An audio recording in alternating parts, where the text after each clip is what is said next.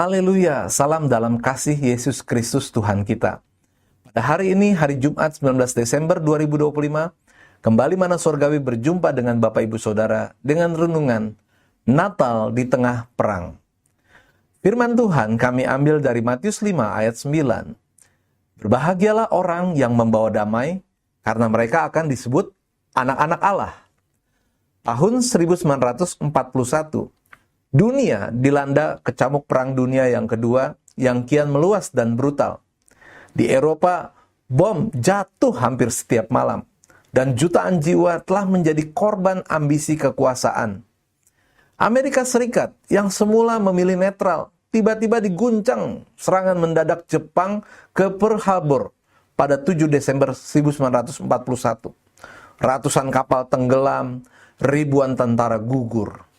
Kengerian menyergap negeri itu dalam sekejap, menggantikan rasa aman dengan ketakutan yang nyata. Di setiap sudut kota, warga menatap koran dengan cemas sembari bertanya, apa yang akan terjadi selanjutnya? Anak-anak bertanya, mengapa ayah mereka harus pergi? Amerika berubah dalam semalam dari bangsa damai menjadi bangsa yang terbangun dalam bayang-bayang perang yang mengerikan. Setelah serangan itu, Presiden Franklin D. Roosevelt tahu bahwa Natal tahun itu tidak bisa dirayakan seperti biasa. Namun ia tidak memadamkan terang, melainkan menyalakannya lebih tinggi secara harfiah dan rohani. Pada malam 24 Desember 1941, ia berdiri di halaman Gedung Putih bersama Winston Churchill, menyalakan pohon Natal nasional dan mengajak rakyatnya berdoa lewat siaran radio.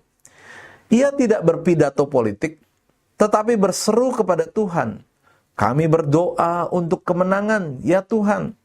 Tapi lebih dari itu, kami berdoa agar kebenaran hidup dan damai sejati datang ke bumi ini. Dalam masa tergelap sekalipun, Roosevelt menunjukkan bahwa harapan tetap hidup karena Kristus telah datang. Apa yang terjadi di Amerika pada Natal 1941 sebenarnya mencerminkan suasana Natal yang pertama. Sebab jauh sebelum Yesus lahir, bangsa Israel juga hidup dalam bayang-bayang kekuasaan Romawi yang menindas dan menakutkan. Setiap hari dipenuhi kecemasan, ketidakadilan, dan rasa putus asa. Mereka menanti janji Allah yang terasa begitu lama tertunda. Namun justru di tengah malam tergelap itulah Kristus datang dalam keheningan.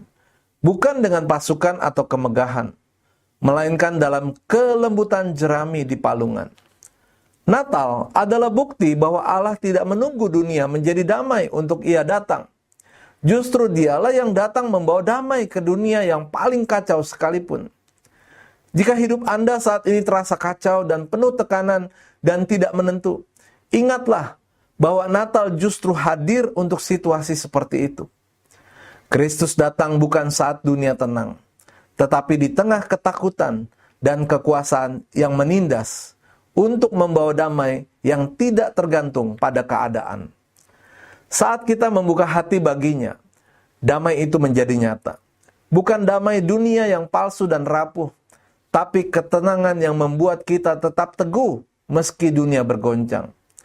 Firman Tuhan berkata, berbahagialah orang yang membawa damai, karena mereka akan disebut anak-anak Allah, yang terdapat dalam Matius 5 ayat 9. Biarlah Natal ini menjadi momen di mana kita mengalami kehadiran Kristus secara pribadi, dan pada gilirannya, kita juga menjadi saluran damainya bagi dunia yang haus akan kedamaian yang sejati. Kata-kata bijak, jika ingin disebut anak-anak Allah, maka kita harus menjadi pembawa damai di mana saja kita berada. Bapak Ibu, mari kita menutup renungan ini dengan berdoa. Bapa, terima kasih untuk Natal yang telah terjadi. Natal yang membawa damai. Aku juga ingin menjadi anak-Mu yang membawa damai. Dalam nama Tuhan Yesus kami berdoa dan mengucap syukur. Amin. Puji Tuhan. Selamat melanjutkan kegiatan dan aktivitas. Tuhan Yesus menyertai dan memberkati. Amin.